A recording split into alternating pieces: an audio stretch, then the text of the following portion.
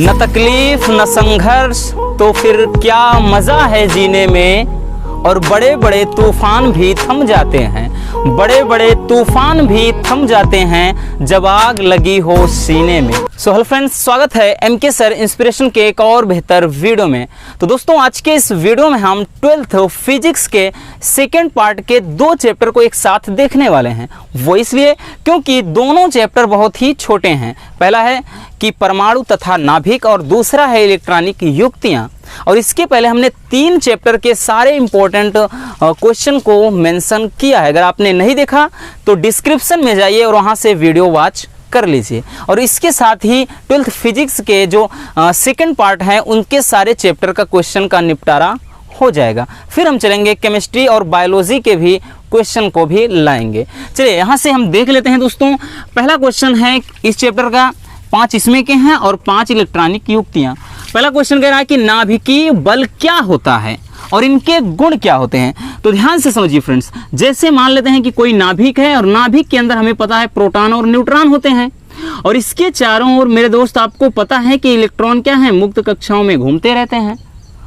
तो ये जो प्रोटॉन प्लस न्यूट्रॉन होते हैं इनको बोला जाता है न्यूक्लियन। क्या बोलते हैं अपन? न्यूक्लियन। तो सिंपल सी बात है, इनको बांधने रखने यानी इनको बांधे रखने के लिए एक बल की ज़रूरत होती है और वही बल इनको बांध कर रखता है ना।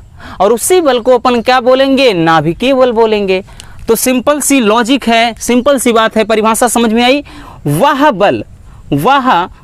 बल जो न्यूक्लियनों को, न्यूक्लियन का मतलब हमने क्या बताया? Proton plus neutron. वह बल जो न्यूक्लियनों को बांधे रखता है, फ्रेंड्स क्या करता है? बांधे रखता है। उसी बल को क्या बोलते हैं? नाभिकीय बल बोलते हैं। वह बल जो न्यूक्लियनों को बांध कर रखता है उसे बोलते हैं नाभिकीय बल। अब नाभिकीय बल के गुण क्या होते हैं? पहला, ये बल अत्यंत प्रबल होते हैं यानी तीव्र होते हैं, पहला गुण। दूसरा गुण, ये आकर्षण बल होते हैं, है ना भाई। इनमें क्या होता है? आकर्षण बल होगा। अगर प्रतिकर्षण बल होगा तो ये दूर नहीं भाग जाएंगे, ये एक दूसरे से बंधे रहते हैं, इसका मतलब आकर्षण बल है। तीसरा, इनकी जो परिसर सीमा होती है वो बहुत ही छोटी होती है यानी सूक्ष्म होता है। भाई इसी भाग में तो ही परमाणु का समस्त द्रव्यमान केंद्रित होता है ना, और उसी भाग को अपन नाभिक बोलते हैं। तो नाभिक का जो क्षेत्र होता है वो बहुत ही छोटा सा क्षेत्र होता है। तो इसके गुण क्या हो गए? पहला कि ये अत्यंत प्रबल बल होते हैं, कौन? नाभिकीय बल। दूसरा, ये आकर्षण बल होते हैं। तीसरा, नाभिकीय बल की जो परिसर होती है यानी सीमा होती है वो छोटी होती है। समझ में आ गई बात? दूसरा क्वेश्चन, हाइड्रोजन के 3 समस्थानिक का नाम व सूत्र लिखिए। तो हाइड्रोजन के जो 3 समस्थानिक है फ्रेंड्स, समस्थानिक है हाइड्रोजन के, पहला 1H1, 1H2 और 1H3। देखिए 1H1 है तो इसको बोलते हैं प्रोटियम। क्या बोलते हैं अपन? प्रोटियम। दूसरा है इसको बोलते हैं ड्यूटेरियम। क्या बोलते हैं दोस्तों? ड्यूटेरियम। तीसरा है इसको बोलते हैं ट्राइटियम। क्या? ट्राइटियम। देखिए समस्थानिक पहले देख लेते हैं कहते किसे हैं। तो ऐसे तत्व जिनके परमाणु क्रमांक समान होते हैं यानी बराबर होते हैं लेकिन परमाणु भार उनके अलग अलग होते हैं, ऐसे तत्वों को कहा जाता है समस्थानिक। सम यानी समान, स्थान का मतलब स्थान। देखिए सबका स्थान देखें भाई, परमाणु क्रमांक इसमें भी 1 है, 1 है, 1 है, यानी ये जो क्या होता है इसको प्रोटॉन या इलेक्ट्रॉन या परमाणु क्रमांक बोलते हैं, और जो ऊपर होता है उसे परमाणु भार बोलते हैं।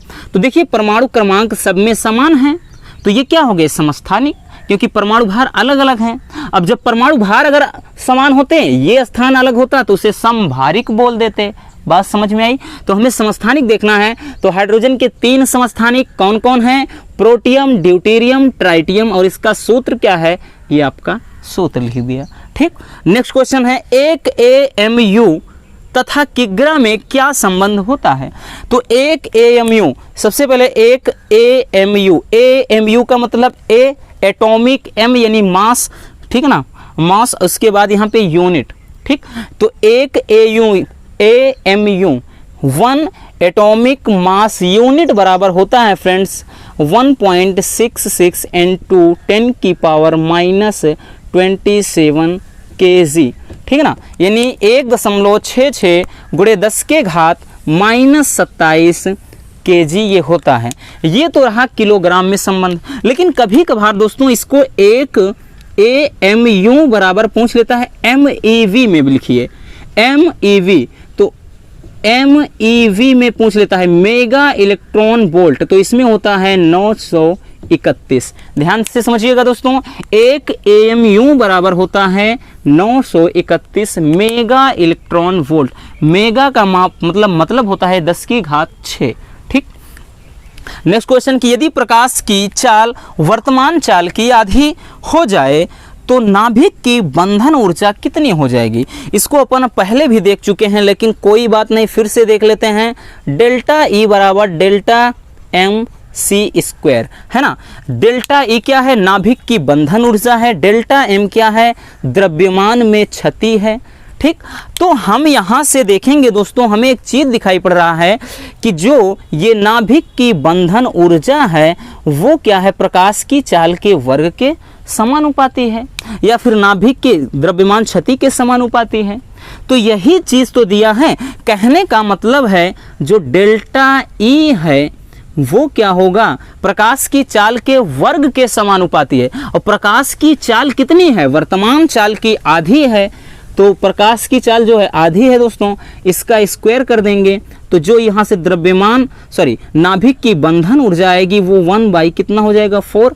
यानी जो नाभिक की बंधन ऊर्जा होगी वो 1/4 गुनी हो जाएगी, है ना। मजेदार क्वेश्चन, टेक्निकल क्वेश्चन है, और अब की बार 2022 में भी पूछा गया था, लेकिन यहाँ पे जो आधी है वहीं पर 1/3 दे दिया था। तो हमें क्या दिक्कत, यहाँ पे 1/3 दे, 2 गुना दे, 3 गुना दे, 1/4 दे, अपन को इससे कोई प्रॉब्लम होना नहीं चाहिए, क्योंकि यहाँ पर हम जो भी देगा हम उसी अकॉर्डिंग इसको बना लेंगे। तो बात समझ में आई, क्या हो जाएगी, बंधन ऊर्जा 1/4 गुनी हो जाएगी। नेक्स्ट क्वेश्चन, मंदक क्या है और इसका उपयोग कहाँ और किस लिए किया जाता है। तो मंदक का मतलब धीमा होता है, धीमा करना।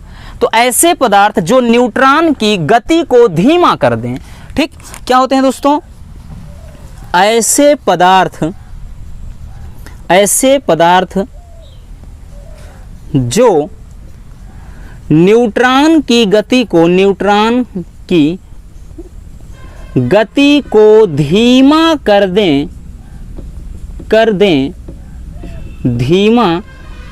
दें, उसे क्या बोलते हैं, उसे बोलते हैं मंदक। ऐसे पदार्थ जो न्यूट्रॉन की गति को धीमा कर दें उसे क्या बोलते हैं, मंदक। जैसे ग्रेफाइट भी आता है इसी में, और ये ड्यूटेरियम भी एक प्रकार का मंदक है, ठीक। ड्यूटेरियम यानी इसको D2O, ड्यूटेरियम ऑक्साइड जो भारी जल होता है इसी से बनता है, ठीक। जो भारी जल होता है यानी D2O वो भी न्यूट्रॉन मंदक है। अब इसका उपयोग कहाँ होता है, तो भाई साहब इसका उपयोग होगा कहाँ पे, परमाणु भट्टी में। कहाँ होता है दोस्तों, परमाणु भट्टी में होता है। और किसके लिए, तो ये तो हमने पहले ही लिख दिया कि न्यूट्रॉन की गति को धीमा करने के लिए। तो भाई यहाँ पे लिख सकते हैं किसके लिए उपयोग होता है, न्यूट्रॉन की गति को धीमा करने के लिए उपयोग होता है। बात समझ में आ गई। चलिए अब चलते हैं इलेक्ट्रॉनिक युक्तियों के अंतर्गत जो आपके मजेदार क्वेश्चन हैं उनको देखते हैं।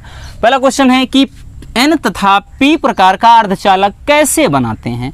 तो दोस्तों इसको हमने पहले भी देख रखा है, फिर से देख लेते हैं।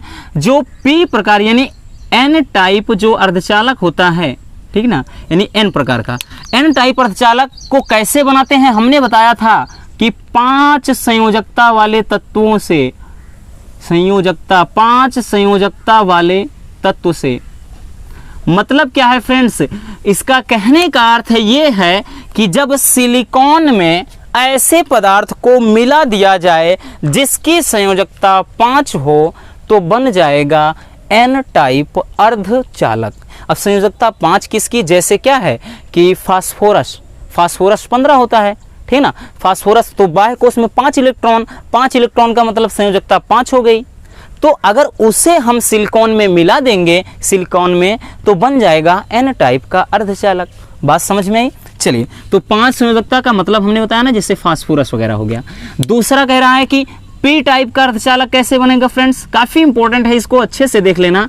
जो P टाइप का अर्धचालक है वो कैसे बनता है, 3 संयोजकता वाले तत्वों से, यानी ऐसे तत्व जिनकी संयोजकता 3 हो, अगर उसे सिलिकॉन में मिला देंगे देन वो जो अर्धचालक बनेगा उसे बोलते हैं पी टाइप अर्धचालक। अब भाई संयोजकता 3 जैसे किसकी, एल्यूमिनियम हो गया, ठीक, एल्यूमिनियम की संयोजकता 3 होती है, इसे सिलिकॉन में मिला दोगे तो पी टाइप का अर्धचालक बन जाएगा। बात बराबर। चलिए नेक्स्ट क्वेश्चन कह रहा है कि एन तथा पी टाइप अर्धचालक में आवेश वाहक क्या होते हैं। This is the most important question. कह रहा कि इसमें आवेश वाहक क्या होते हैं। तो फ्रेंड्स समझना, जो एन टाइप होते हैं, एन टाइप और कह रहा कि पी टाइप, इन दोनों में आवेश वाहक क्या होते हैं। यानी एन टाइप अर्धचालक में किसके कारण आवेश का प्रवाह होता है। तो एन टाइप में याद रखना दोस्तों, इलेक्ट्रॉन क्या होते हैं, आवेश वाहक होते हैं। यानी ये बहुसंख्यक इलेक्ट्रॉन क्या होते हैं, आवेश वाहक होते हैं। और पी टाइप अर्धचालक में आवेश वाहक कौन होते हैं, कोटर। अब कोटर क्या है, इसको जब हम 2 नंबर वाले क्वेश्चन, आपके जो लॉन्ग क्वेश्चन होंगे उनको लाएंगे तो उसमें हम समझाएंगे ये क्या चीज़ है। अभी केवल 1 लाइनर है तो जितना हमारा काम है हमें उतना ही करना है, बस इतना समझिएगा। तो पी टाइप अर्धचालक में आवेश वाहक कोटर, इसी को होल भी बोला जाता है। कह रहा है कि एलईडी का फुल फॉर्म क्या है, यानी एलईडी का पूरा नाम क्या है, इसका उपयोग। तो एलईडी का जो पूरा नाम है वो है लाइट एमिटिंग डायोड।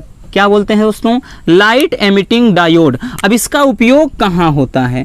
पहला जो क्या कहते हैं कि कोई भी इलेक्ट्रॉनिक युक्तियां हो, जैसे कंप्यूटर है, कंप्यूटर में जो अंक दर्शाने के लिए जो कलर होता है ना, जो सूचक होते हैं, देखा होगा कीबोर्ड, मतलब कीबोर्ड वगैरह में भी जो इस्तेमाल किया जाते हैं, जिनके कारण अक्षर आपको अच्छी तरह से दिखाई पड़ते रहते हैं, तो उसमें प्रयोग किया जाता है एलईडी का। ठीक, तो एलईडी का उपयोग सबसे पहले कंप्यूटर, ठीक, कंप्यूटर में जो हमने बताया ना कि अंक सूचक के रूप में।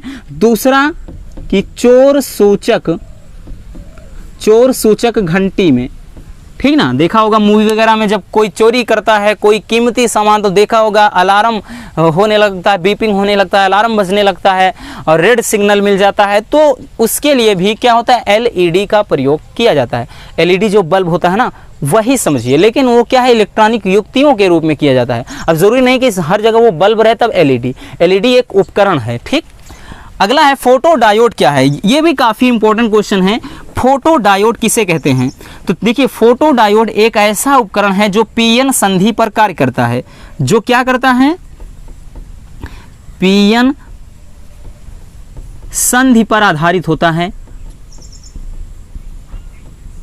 यानी पीएन संधि पर आधारित होता है। और ये अग्रदिशिक या अग्र अभिनत होता है, अग्र अभिनत होता है।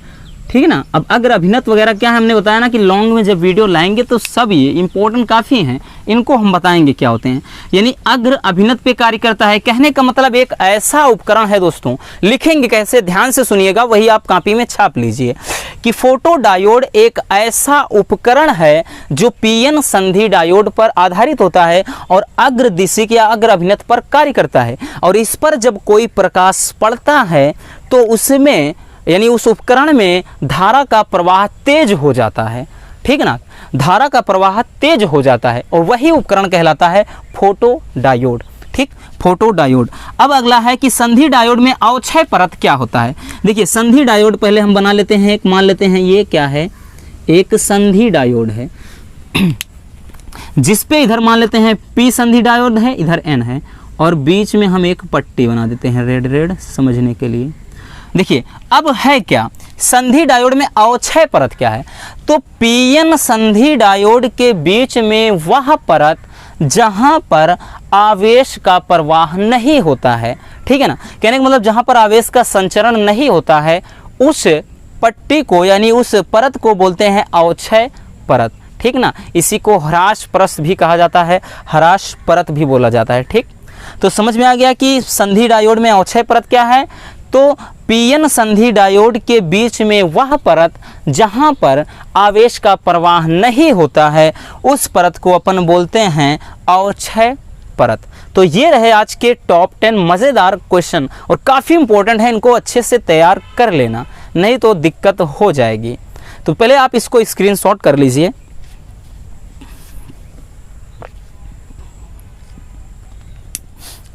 चलिए हो गया। तो बस आज के इस वीडियो में इतना ही, और वीडियो अगर पसंद आई हो तो प्लीज़ इस वीडियो को लाइक कर देना, और नए हैं तो चैनल को सब्सक्राइब ज़रूर कर लीजिए। मिलते हैं किसी और ऐसे मज़ेदार टॉपिक के साथ। Love you, bye bye, take care.